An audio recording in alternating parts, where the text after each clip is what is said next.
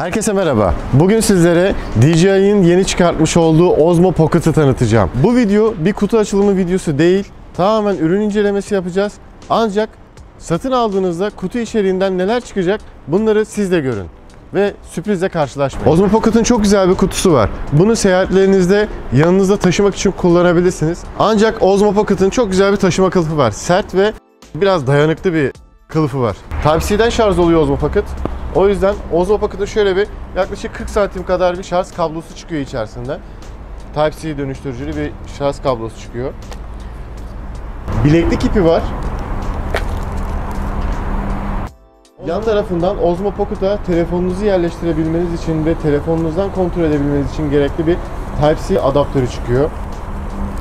Ve Lightning adaptörü çıkıyor. Yani bunu yeni nesil Android telefonlarınızda Type-C olarak ve Apple telefonlarınızda kullanmak için Lightning adaptörü çıkıyor. Ve tabii ki Osmo Pocket'ın kendisi çok güzel, tam avuç içine oturur bir ürün. Sert bir kılıfı çıkıyor içerisinden. Yani ben düşürmek istemem ama yanlışlıkla elimden düşse bile kılıfındayken pek bir şey olacağını sanmıyorum.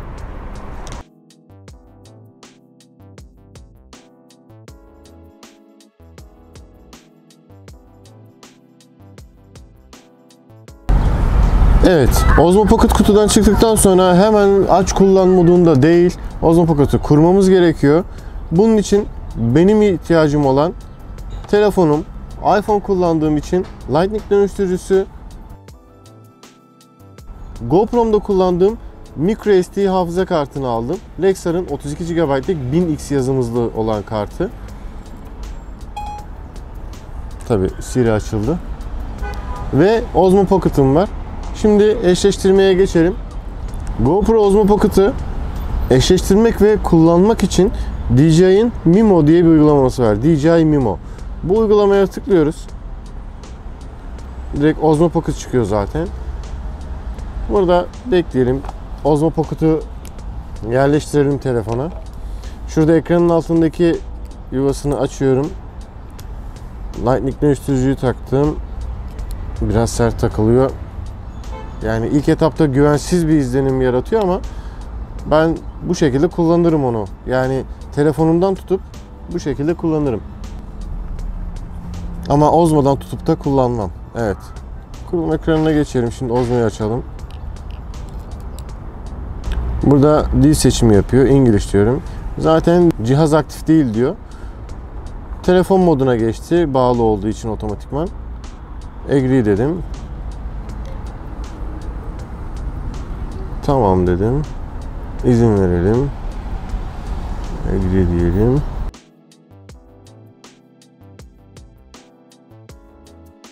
Login olmamızı istiyor ya da kayıt olmamızı istiyor. Daha önceden hesabımız varsa buradan login olabiliyoruz. Osmo Pocket'ı aktif ettikten sonra birkaç bir şey yüklüyor. Şimdi benden micro SD kart istiyor. Bu micro SD kartı takacağım. Akabinde cihaz biraz data aktaracak. Şöyle takalım. Yazımızı yüksek ve hafıza kartı seçerseniz sizin için daha iyi olur. Çünkü hareketli çekimlerde, hızlı çekimlerde ya da slow motion yapmak istediğiniz videolarda daha akıcı videolar kaydedersiniz. Burada bize uyarılar veriyor. Yapmamız gereken işlemler, ne yapmamız gerekenler, basit işlemler gösteriyor. Dan dediğimizde evet Osmo Pocket'ı aktifleştirmiş olduk. Ve şu anda benden ilk kez kurulumunu yaptığımız için bir yazılım güncellemesi istiyor. Bu yazılım güncellemesini de ne zaman Wi-Fi'ye bağlı olduysa telefonum o zaman indir seçeneği var. 98 MB ya da şimdi indirebilirim. Şimdi biraz uzun sürer bu. Videoda bunu anlatmayayım. Bu işlemi bitirdikten sonra Osmo Pocket'ı açtığımızda yazılım güncellemesini yaparken ben o devam etsin dedim. Arka planda yapıyor. Osmo Pocket'ı açtığımızda eğer telefonunuz bağlıysa hiç uygulamasını açmadan direkt uygulamayı otomatikman açıyor. Sizin en son kaydınız hangi türdeyse onu açıyor. Videosa video, fotoğrafsa fotoğraf. Hemen onu açıyor.